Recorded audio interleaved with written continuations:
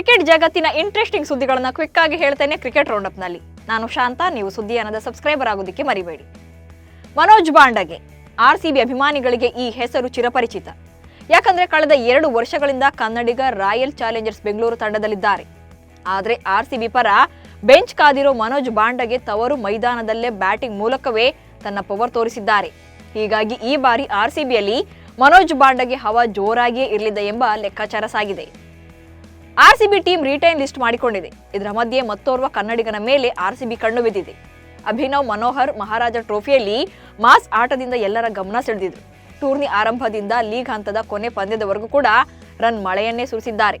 ಇವರ ಮೇಲೆ ಈಗ ಆರ್ಸಿಬಿ ದುಡ್ಡು ಸುರಿಯೋಕೆ ಮುಂದಾಗಿದೆ. Team India coach Gautam Gambhir all time team India 11 playing ಅನ್ನು ಆಯ್ಕೆ ಮಾಡಿದ್ದಾರೆ. ಆದರೆ ಈ ಬಳಗದಲ್ಲಿ ಸೌರವ್ ಗಂಗೂಲಿ, ರೋಹಿತ್ ಶರ್ಮಾ ಹಾಗೆ ಜಸ್ಪ್ರೀತ್ ಬೂಮ್ರಾಗೆ ಸ್ಥಾನ ನೀಡಿಲ್ಲ. ಇನ್ನು ಗೌತಮ್ ಗಂಭೀರ್, ವೀರೇಂದ್ರ ಸೆಹ್ವಾಗ್ ಅವರೊಂದಿಗೆ ಆರಂಭಿಕರಾಗಿ ತಮ್ಮನ್ನೇ ಆಯ್ಕೆ ಮಾಡಿಕೊಂಡಿದ್ದಾರೆ. ಹಾಗೆಯೇ 3ನೇ ಕ್ರಮಾಂಕಕ್ಕೆ ರಾಹುಲ್ ದ್ರಾವಿಡ್ ಅವರನ್ನ, 4ನೇ ಕ್ರಮಾಂಕದಲ್ಲಿ ಸಚಿನ್ ತೆಂಡೂಲ್ಕರ್ ಅವರನ್ನ ಆಯ್ಕೆ ಮಾಡಿದ್ದಾರೆ. ಡೆಲ್ಲಿ ಪ್ರೀಮಿಯರ್ ಲೀಗ್ನ sixer king Priyansh Arya Royal Challengers Bengaluru ಪರ ಆಡಬೇಕು ಎಂಬ ಆಶಯವನ್ನ ವ್ಯಕ್ತಪಡಿಸಿದ್ದಾರೆ. ಡಿಪಿಎಲ್ನಲ್ಲಿ ಅದ್ಭುತ ಪ್ರದರ್ಶನ ನೀಡ್ತಾ ಇರುವ ಪ್ರಿಯಾಂಶ್ ಡೆಲ್ಲಿ ಸೂಪರ್ ಸ್ಟಾರ್ಸ್ ಪರ ಕಣಕ್ಕಿಳಿದಿದ್ದಾರೆ. ಪ್ರಿಯಾಂಶ್ ಆರ್ಯ ಕೇವಲ 9 ಪಂದ್ಯಗಳಿಂದ 602 ರನ್ಗಳನ್ನು ಕಲೆ ಹಾಕಿದ್ದಾರೆ. ಈ ವೇಳೆ 2 ಭರ್ಜರಿ ಶತಕ ಹಾಗೆ 4 ಅರ್ಧ ಶತಕಗಳನ್ನು ಸಿಡಿಸಿದ್ದಾರೆ.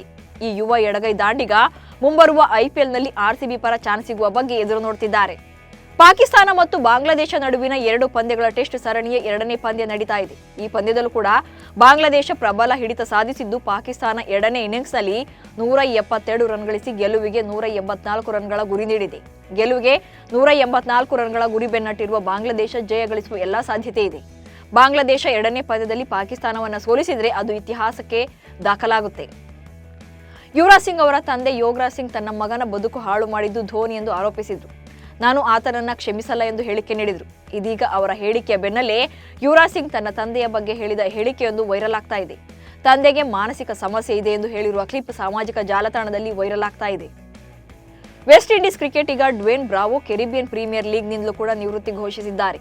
ಈ ಬಾರಿ ಸಿಪಿಎಲ್ ಮುಕ್ತಾಯದೊಂದಿಗೆ ವೆಸ್ಟ್ ಇಂಡೀಸ್ ಟಿ20 ಲೀಗ್ಗೆ ವಿದಾಯ ಹೇಳ್ತಿರೋದಾಗಿ ಬ್ರಾವೋ ಘೋಷಿಸಿದ್ದಾರೆ.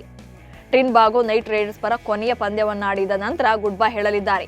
2021ರಲ್ಲಿ ಅಂತಾರಾಷ್ಟ್ರೀಯ ಕ್ರಿಕೆಟ್ಗೆ ವಿದಾಯ ಹೇಳಿದ ಡ್ವೇನ್ ಬ್ರಾವೋ ಟಿ20 ಫ್ರಾಂಚೈಸಿ ಲೀಗ್ನಲ್ಲಿ ಕಾಣಿಸಿಕೊಳ್ತಿದ್ದಾರೆ.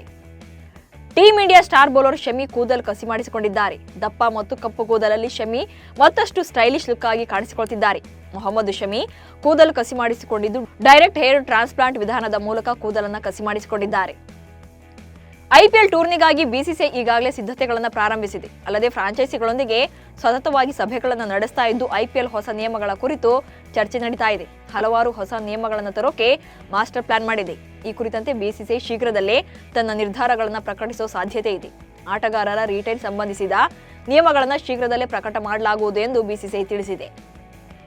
ಸಿಎಸ್ಕೆ ಆಟಗಾರ ಸಮೀರ್ ರಿಜ್ವಿ ವಿರಾಟ್ ಕೊಹ್ಲಿ ಮತ್ತು ಮಹೇಂದ್ರ ಸಿಂಗ್ ಧೋನಿಯ ಗುಣಗಾನ ಮಾಡಿದ್ದಾರೆ. ಎಂಥದ್ದೇ ಒತ್ತಡದ ಪರಿಸ್ಥಿತಿ ಇದ್ರೂ ಕೂಡ ಶಾಂತವಾಗಿರಬೇಕು ಅನ್ನೋದನ್ನ ತಮಗೆ ಧೋನಿ ಕಲಿಸಿಕೊಟ್ಟಿದ್ದಾರೆ ಎಂದು ಸಮೀರ್ ರಿಜ್ವಿ ತಿಳಿಸಿದ್ದಾರೆ.